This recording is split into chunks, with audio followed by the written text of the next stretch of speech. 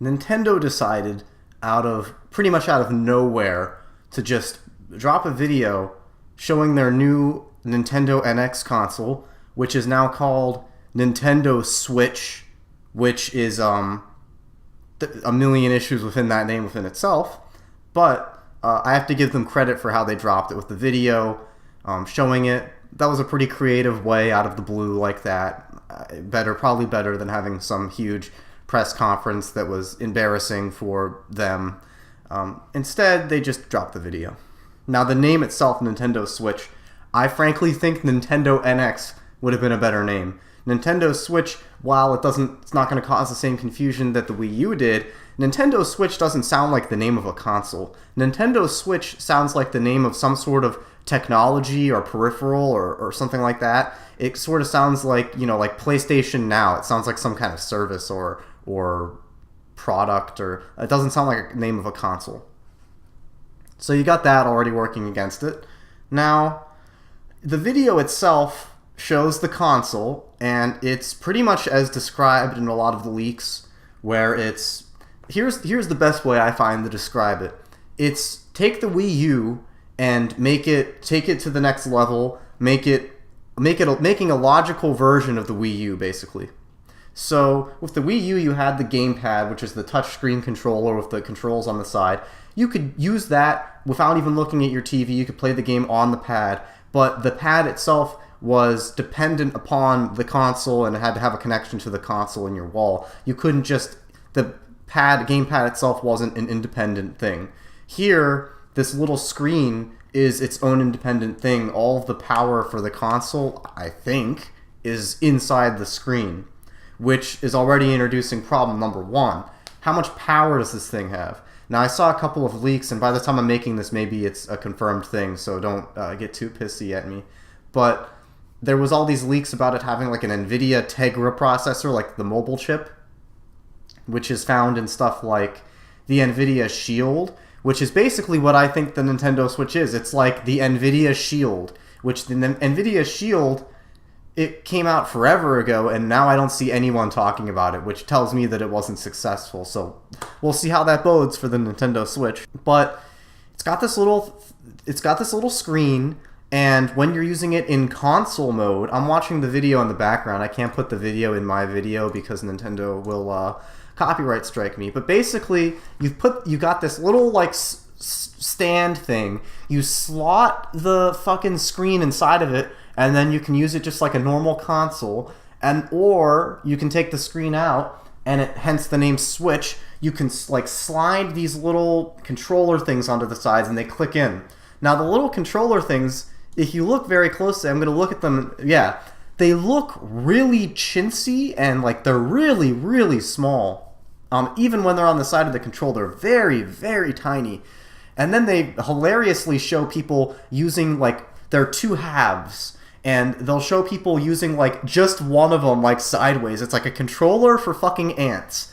And then even funnier than that is that you can take the two sides and without the screen switch those together, and that looks even fucking dumber. That just looks hilarious.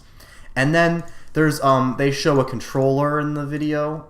I'm trying to find it so I can better describe it, but it looks like a normal controller, but it looks like a piece of shit. It looks like some hoary like cheap bargain bin controller, third-party controller you'd find at GameStop. In fact, it actually, to me, it reminds me most of the controller that comes with the Ouya. And when you're reminding me of the Ouya, that's probably not a good thing. So, controller, not looking so great. Now, the screen itself looks... I think when you put the slider things on the side of the screen, it looks worlds better than the gamepad. The gamepad, like... the actual build quality of it and the design of it was fucking awful. It's a big, bulky thing with cheap, shiny plastic. This looks a little cheap to me, at least the controller slides, but the whole thing, the screen is way, way nicer. It's not like, doesn't have that weird matte finish that they put on it. Like, they had the same matte film over it like they have on the DS's. Now, the most intriguing thing about the video was the games they showed in it, which they showed this guy on a plane, this like 30-year-old man-child, playing Skyrim on the plane. Welcome to 2011.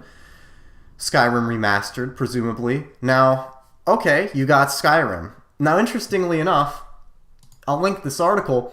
Skyrim not confirmed for Nintendo Switch despite appearing in video reveal. Now, I hope to God that's not true. That would be fucking embarrassing if that was true. But they show Skyrim.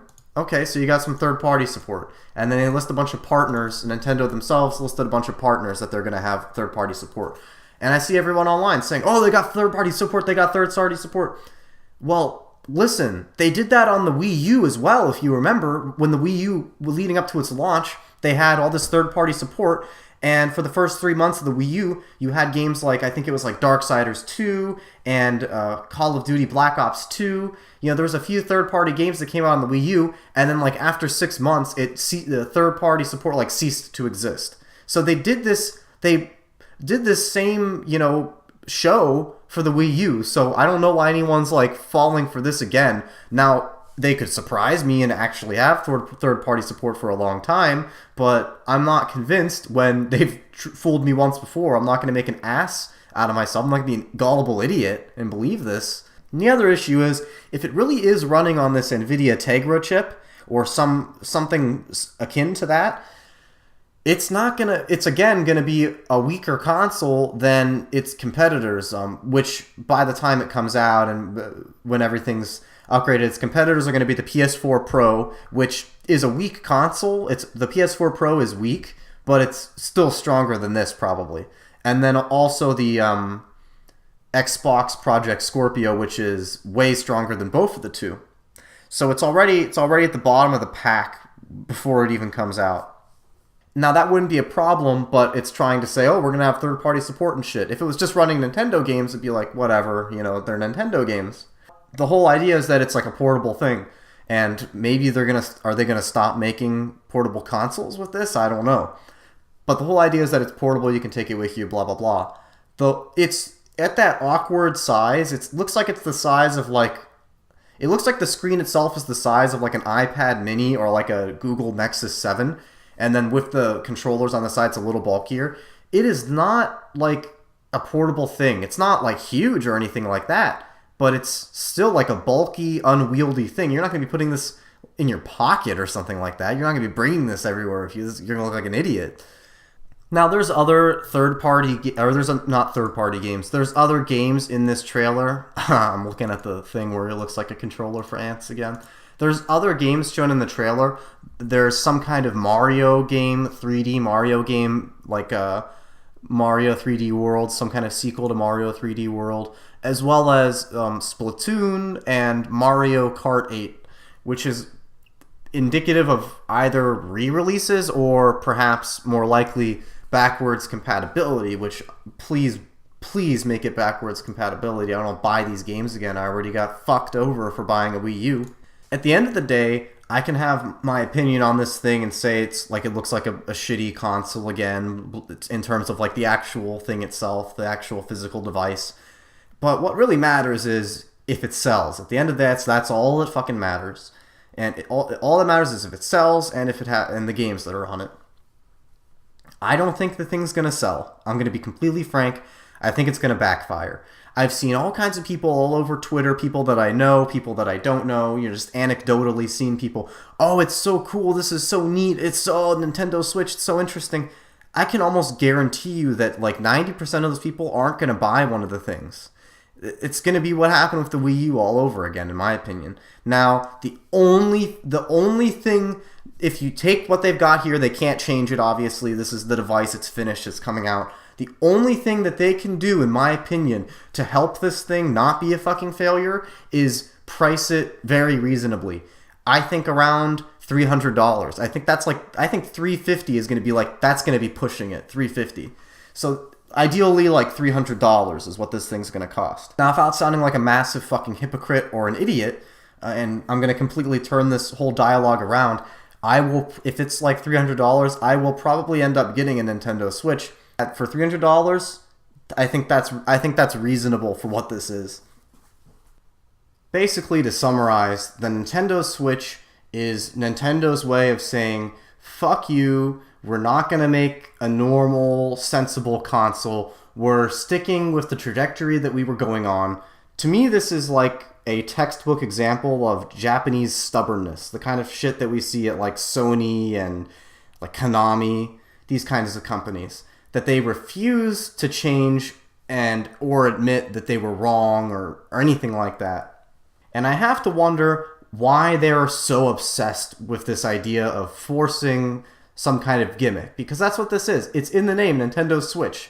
It's purely a gimmick-driven thing, just like every other Nintendo product has been since the Wii. For those of you who own a 3DS, which I'm sure is a lot of you because they're very reasonably priced and they've got a lot of good games on the thing, how many of you bought a 3DS because of the 3D? I'm gonna guess that it was fucking none of you. I don't know anyone that bought a 3DS for the 3D. You know what? I know a lot of people who have a 3DS and the first thing they do is turn off the fucking 3D. Nobody fucking wants it. Alright? Nobody's buying this shit for the fucking gimmick. They're buying it for the games that are on it. So I don't know why they have to waste all this time making all this R&D, putting into this stupid fucking console, giving it a dumb fucking name, and turning people off to it. What if Nintendo said, fuck the gimmicks, we're going to make a reasonably powered console. It's going to be underpowered than the other ones because, we're Nintendo and we don't give a fuck like that. So we're going to make a console that has like an Nvidia Tegra chip in it. What if they didn't have that stupid fucking screen thing, which is probably the bulk of the money in this thing, is making that dumb screen. If they just had a normal fucking thing that you plugged in with controllers, they probably could have cut the price down by like another $150. But no, it's Nintendo. They've got to do this. Let's just see how it turns out. I'm very curious to see how it turns out. I think I know how this story ends, but we'll have to wait and see.